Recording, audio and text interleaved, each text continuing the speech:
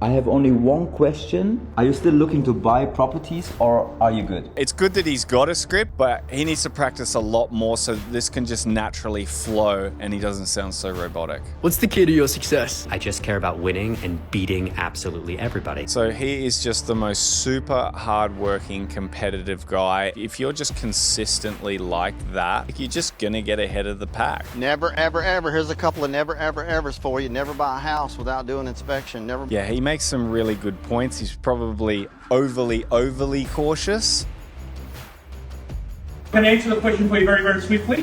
We don't use that phrase, we hear with the intention to sell it. Bit aggressive. Agents, welcome to the Get Keen podcast, your number one destination for learning how to get the most out of your real estate career. I'm Dan Lee, founder of Plum Property, one of Queensland's largest independent real estate offices, and Plum Partners, where we've helped dozens of agents create, run, and grow their very own agencies. On Get Keen, I chat to high-performing agents, principals, and agency owners, so you have the tools, strategies, and insights to grow your business and live the best life for yourself and your family. Now let's get keen. Guys and girls, welcome to Get Keen for this solo episode, and my production team has thrown at me a bunch of TikTok and Instagram reels that they'd like me to look at. Actually, some have been sent in from the audience. So yeah, there's a couple here. Thank you to those that sent in a few to review. We're going to have a look at them, and I'm just going to react to these videos. They're all real estate related. So starting with the first one. If I wanted to make $1 million in real estate, what should I do? Do you have any money right now? No, I do not. So I would get a job in real estate. So probably go become a realtor, get your realtor's license, find a really good mentor at a brokerage. I personally prefer commercial real estate over residential because everybody and their mom's a residential realtor. So if you can get into commercial real estate, a few really good deals can get you a ton of money. So commercial real estate deals typically are going to be anywhere from a couple $1 million all the way to $50 to $100 million. So even just on a $5 million deal, the commission on that is going to be $150,000. So you can just do the math and see how many of those you need to do to make $1 million. Okay, for that first point, I think the really good point that he made there was to firstly, you want to make $1 million in real estate, go get a job in real estate. If you don't have any money, you need to earn some money, right? And where's the best place to start in that industry? So you get to know how deals work, what is a good deal, areas, prices, etc. The second part of what he said, which is find a great place to work with a really good mentor. That's the biggest one. That's the biggest key. If you want to make $1 million in real estate, you're probably going to make it faster earning it than actually buying property and waiting for that to increase. I would certainly take on that advice. First and foremost is finding that mentor, that great place to work, and working for someone that actually gives a shit about you, who's going to help you to get to that next level. Okay, we're looking at this number 2 now, which looks to be a cold calling script from the picture. So we'll get that started. Hello. Hey, let me read your thoughts. I know you want to hang up on me. Okay, not a bad little opener, little icebreaker to, kind of have a little giggle. That's typically a good way to start a phone call rather than going straight into who you are and where you're from as the first line. Who's this? This is Serhan from EPEC & Partners. I have only one question. Are you still looking to buy properties or are you good? I'm sorry, I'm good right now because I already have my agent and I work with them, So you're still looking to buy a property. That's good. Loyalty is rare in the business, so I respect. Something I've noticed about this guy is he sounds pretty robotic, like his standard responses, is that's good. So you're looking to buy a property in what I think is that he's not overly polished and practiced. It's good that he's got a script because you need to start somewhere, but he needs to practice a lot more so this can just naturally flow and he doesn't sound so robotic. Respect that totally. Just out of curiosity, are you 100% set on them or are you open to see other better options? The thing is that for the past 2 months I've been working with this specific agent and we've been trying to find this property, but at the end of the day it's business, Okay, so you mean you started to search 2 months ago and still haven't purchased anything? Yes, you're right.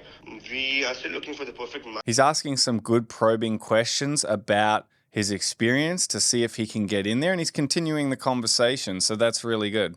And I don't think it's available in the market right now. I have nothing against your agent, but within 2 months you should have at least 3 to 5 options to choose out of them. I mean, most probably they either haven't identified your budget properly and your needs, or they don't have enough market knowledge. Because as I see, your budget is around 3 million. That's more than enough to find a really good deal. And time is money. If they don't find something soon enough, you will pay more than 3 million after. So you know the market, I think, better than us. Yes, you're completely right. But at this point, I don't want to rush any of my decisions, So I totally get it. So let's do one thing. So he got an objection there. Let's see how he handles it. We will meet for a quick coffee. I will understand your perfect needs, and within 2 weeks, I will give you 5 options. If out of them nothing will catch your attention, you don't lose anything.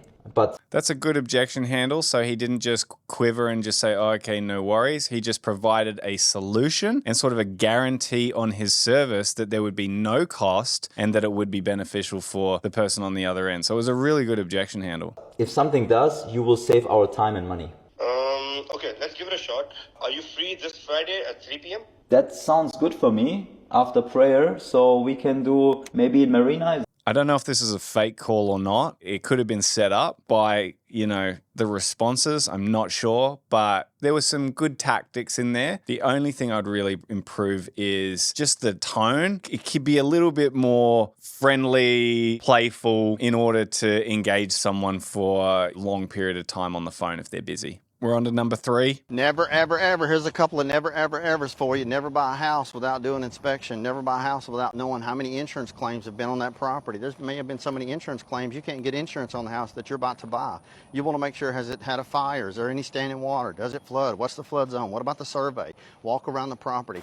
There's a whole hell of a lot more to purchasing a piece of real estate than you could ever imagine. It's not just the survey. It's not just... Sounds like the worst buyer's dad ever coming to the building inspection is this guy, but he does have a point. I think buying a property sight unseen is absolutely ludicrous, and I've sold properties to people who never came to see the property before. It absolutely blows my mind how you can spend hundreds of thousands, possibly millions of dollars on a house and not actually go through and see the finer details. And yes, it's also important to find out all of those extra things: flood zones, bushfire, pollution levels, all of those things that can affect your house sale when a buyer revisits to purchase it years down the track. Just make sure you do your due diligence. Make sure you do your homework. Make sure the contract reads in there that you get your mineral rights. Last thing you want to do is have somebody pull up in a driveway and say, we're about to start fracking.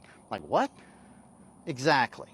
Yeah, he makes some really good points. He's probably overly cautious, but I guess better to be on the side of caution than on the total extreme side of just not looking into anything and not caring, because that's where you can run into trouble. Hey guys, just quickly, if you're loving this content and you're a real estate agent that's already thinking what it might be like to have your own real estate business and brand, then check out the show notes. There'll be a link to our Plum Partners website where you can leave an inquiry and me or one of my team members will reach out. We help agents to create, run, and grow their own real estate business and brand so they can earn more and set up a better future for themselves. So get keen, get in touch. Now let's get back to the episode. All right, this one I'm looking at the 3 best social media tips for realtors. Let's see what they say. These are the 3 best social media tips for realtors. Number 1, stop making every single post your damn listing.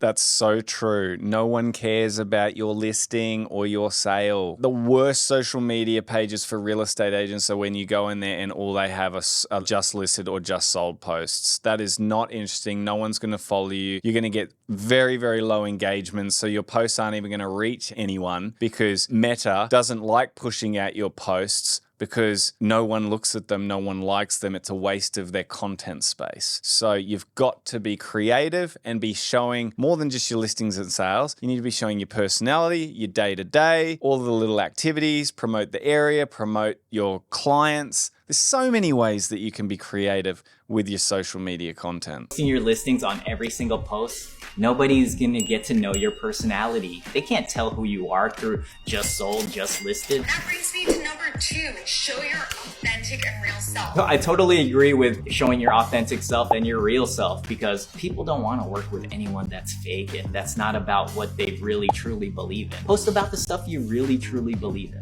And number 3, don't forget about That's really true. They've got to get to know your personality a little bit behind the lens. And you don't have to show everything. Got to be able to give some of your personality and who you are and what you believe in. Because people want to work with people that they know, like, and trust. And they're not getting to know you through a just listed or just sold post. TikTok. It's so underrated. I highly recommend that. Is one of the #1 platforms to grow on and grow your business through social media. So I agree with all these tips. I might have missed that last one. I think it said TikTok, don't underestimate it. Yeah, I don't think you should underestimate any of them, to be honest. Even LinkedIn is a good one. You know, that's business professionals who generally have good jobs and money and things like that. So I've actually found listings through LinkedIn even. So I think all of them: Facebook, Instagram, TikTok, LinkedIn. All right, this next one was sent through to me from another agent that said, I need to review this. Is it on the market? So you're in front at the moment? Okay, so we're at an auction. Someone said, are we on the market? So that means the buyer's asking, has the bidding reached the reserve? Is this property selling? I can answer the question for you very, very swiftly. Oh. We don't use that phrase. We're here with the intention to sell it. It's been a bit aggressive.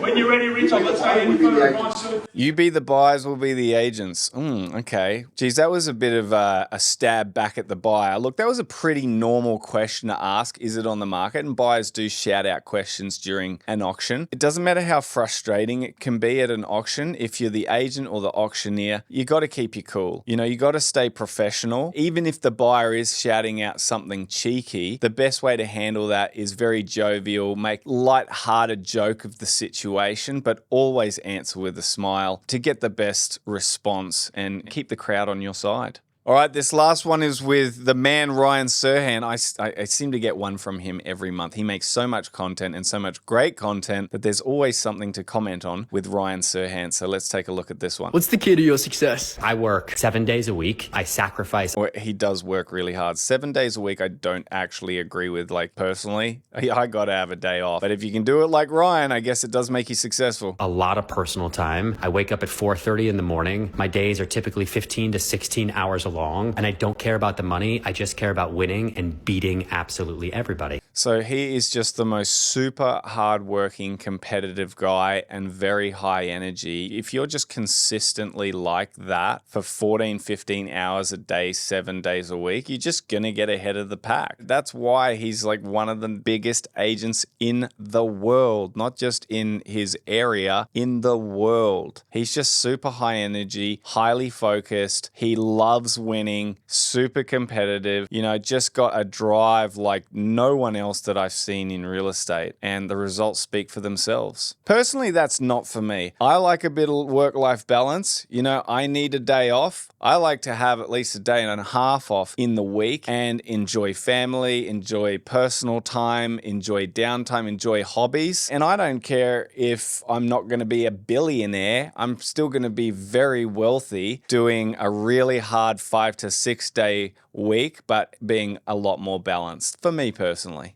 Guys, thanks so much for listening today to those comments on the real estate related Facebook and Instagram and TikToks. I hope you got some value out of them. I actually like doing them because I quite often get some really good tips from people around the world. And yeah, just interesting to discuss different topics. If you've got one that you'd like me to review on the next podcast, please send it to me through Instagram. My handle's in the show notes, and I'll review that on the next episode when I'm doing comment reviews on TikTok and Instagrams next time. Thanks for watching Get Keen, and I will speak to you soon, gang. Thank you for tuning into the Get Keen podcast. If today's episode inspired you, please show your support with a 5-star review on Apple Podcasts and Spotify. And make sure you subscribe on your favorite platform too. Don't stop there. Join our community of forward thinkers by connecting with me on social media at Dan_Lee_Plum. I'm looking forward to exploring more strategies and insights with you on your journey to the top. Until next time, keep getting keen.